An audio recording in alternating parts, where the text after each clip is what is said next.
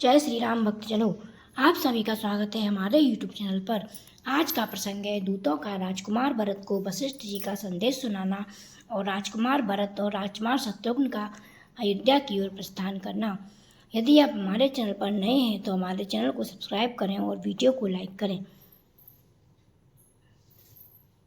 जिस रात दूतों ने उस नगर में प्रवेश किया था, उससे पहली रात में भरत जी ने भी एक अप्रिय स्वप्न देखा था। रात बीतकर सवेरा हो चला था, तभी उस अप्रिय स्वप्न को देखकर भरत जी मन ही मन बहुत दुखी हुए। उन्हें चिंतित जान उनके अनेक मित्र उनका मानसिक क्लेश दूर करने की इच्छा से अनेक प्रकार की बातें करने लगे। जब भरत जी अपने मित्रों से बातें कर रहे थे, उसी समय दूत उस राजमहल में प्रविष्ट हुए। राजमहल में आकर दूत कैकय नरेश और राजकुमार से मिले तथा उन दोनों भाइयों ने उनका सत्कार किया। फिर दूत भरत जी के चरणों का स्पर्श करके उनसे इस प्रकार बोले, कुमार, पुरोहित जी तथा समस्त मंत्रियों ने आपसे कुशल मंगल कहा है। अब आप यहाँ से शीघ्र चलिए, अयोध्या में आपसे अत्यंत आवश्यक कार्य है। यह सुनकर भरत ने दूतों का सत्कार करके उनसे इस प्रकार कहा, मेरे पिता महाराज दशरथ सकुशल तो है ना? महात्मा राम और लक्ष्मण निरोग तो है ना? धर्म को जानने वाली श्री राम की माता कौशल्या कुशल से तो हैं?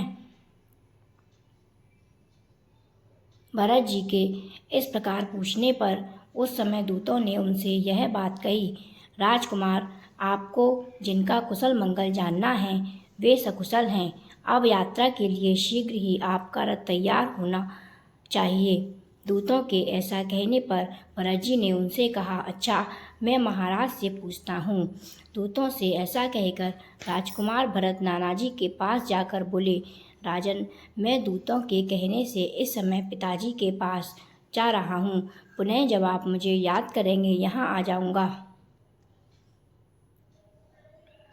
भरत जी के ऐसा कहने पर नाना कैकय नरेश ने उनसे यह कहा, हे तात, जाओ, मैं तुम्हें आज्ञा देता हूँ।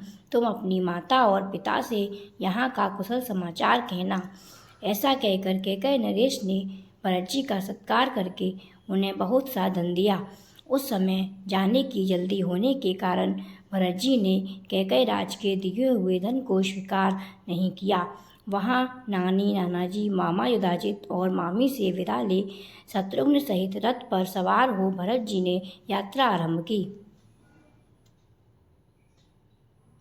अयोध्या पहुंचकर अयोध्या में होने वाले अनिष्ट सूचकों को देखते हुए भरत जी मन ही मन दुखी हो राजमहल में गए।